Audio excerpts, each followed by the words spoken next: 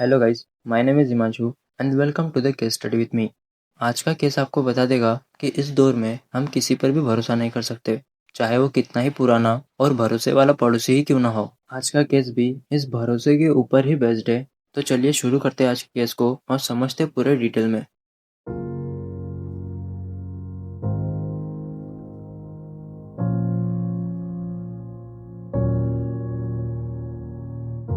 14 साल की प्रबलीन कौर अपने माँ और भाई के साथ पारस स्टेट सोसाइटी में रहा करती थी।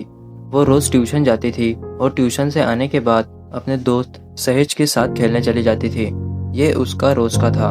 23 नवंबर 2025 ट्यूशन से घर आने के बाद शाम 4:02 पर रोज की तरह उस दिन भी अपने दोस्त के साथ खेलने निकलती है, अपने माँ को बताकर। पर उसकी माँ को ये नहीं पता था कि ये उसके लास्ट वर्ड्स है और वो उससे लास्ट टाइम बात कर रही है।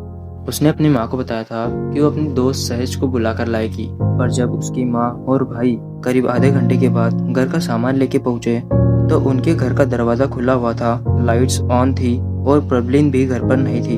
तो तुरंत उसकी माँ अपने बेटे को पता करने के लिए सहेज के घर पर भेजती है और जैसे ही वो वहाँ पहुँचता है और डोरबेल बजाता है तो घर के अंदर से 50 साल के हरमिंदर सिंह बाहर आते हैं, जो सहेज के फादर थे। जब उनसे प्रबलीन के बारे में पूछा जाता है तो वो साफ मना कर देते हैं और कहते हैं कि वो यहाँ आई ही नहीं थी और सहेज वो तो लुधियाना गई है अपनी माँ के साथ। धीरे धीरे ये बात पूरी सोसाइटी में फैल जाती है, पर किसी को भी उस बच्ची के बारे में कुछ पता नहीं था। तभी सोसाइटी के जिन जिन घरों में सीसीटीवी लगे थे उन्हें रिव्यू करना शुरू करते हैं और उन्हें सीसीटीवी में वो बच्ची नजर आती है। शाम के 4:03 पर वो अपने घर से निकलकर कहीं जाते हुए दिखाई देती है। रास्ते में रुककर कार के पास अपना जूता ठीक करती है और आगे बढ़ जाती है और 4:04 पर वो एक घर के अंदर एंटर करती है। और जब सबने नोटिस किया कि यह घर प्रबलीन की दोस्त सहेज का है, जहां वो अभी पूछने गए थे, पर वहां पर उसके पिता हरमिंदर सिंह साफ मना कर रहे थे कि वो यहाँ पर आई ही नहीं थी। तभी उनको शक होते ही वो पुलिस को इन्फॉर्म करते हैं और तलाशी लेने के लिए 2 पुलिस वाले आते हैं, जिसमें से एक था एएसआई मंगतराम।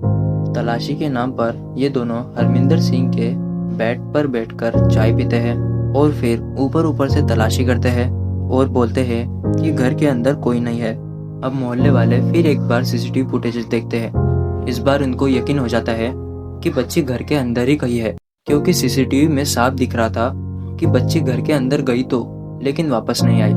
अब सब मिलकर हरमिंदर के घर पर धावा बोल देते हैं और खुद ही तलाशी करना शुरू कर देते हैं। जब उन्हें बच्ची किसी भी रूम में नहीं मिली तो उनका शक एक बाथरूम के ऊपर गया, जिसके दरवाजे पर ताला लगा हुआ था। जैसे ही हरमिंदर को इसे खोलने को कहा गया तो उसने साफ मना कर दिया, पर भीड़ कहाँ मानने वाली थी। भीड़ ने ताला तोड़ा और जैसे ही दरवाजा खोला वैसे ही हरमिंदर की दरिंदगी का खुलासा हुआ। उस बच्ची की लाश बाथरूम में फर्श पर पड़ी हुई थी, मुंह में कपड़ा ठूसा हुआ था और उसका चेहरा लाल पड़ा हुआ था। भीड़ का गुस्सा और बढ़ जाता है और हरमिंदर को घर से बाहर घसीटकर पीटना शुरू कर देते हैं।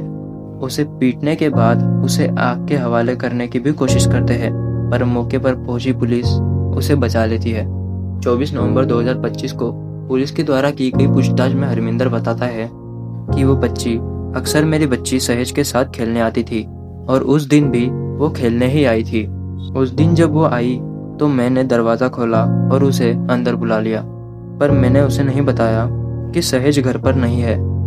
मैंने उसे बेडरूम में बुलाया और मौका देखते ही मैंने उसे पकड़ लिया और जब वो चिल्लाने लगी तो मैंने उसके मुंह में कपड़ा ठूस दिया और गला दबाकर मैंने उसे मार दिया।